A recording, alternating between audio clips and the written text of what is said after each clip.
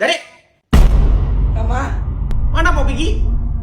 mau pergi dengan kawan ada kerja sikit. Sebelum tu tolong beli barang dekat kedai dulu. Beli apa, Ma? Itu bawang sama daun ketumbak. Ayo, Zarif busy Amma suruh tolong itu ini semualah. Kalau awak cakap mak, you tahu tak surga bawah tapak kaki ibu? Tengok ni. Ayo, Amma, itu tapak kaki ke tapak Sulaiman? Jangan cakap banyak. Pergi. Okey, Amma, okey.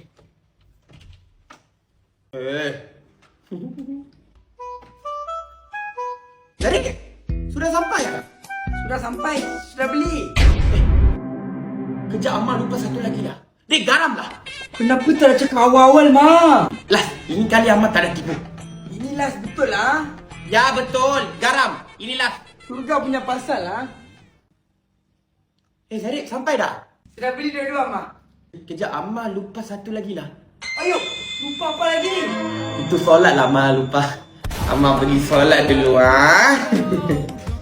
Lakal, Amal saja prank you lah. Tapi ada satu benda yang Amal takkan lupa punya. Tahu tak apa?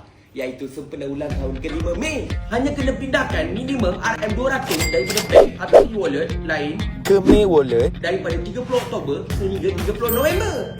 Jap, Mama. Ajar saya cepat. Saya mau pindah 200 sekarang juga. Jangan lupa tulis May 35 dekat ruang disiplin reference tu. Barulah ya.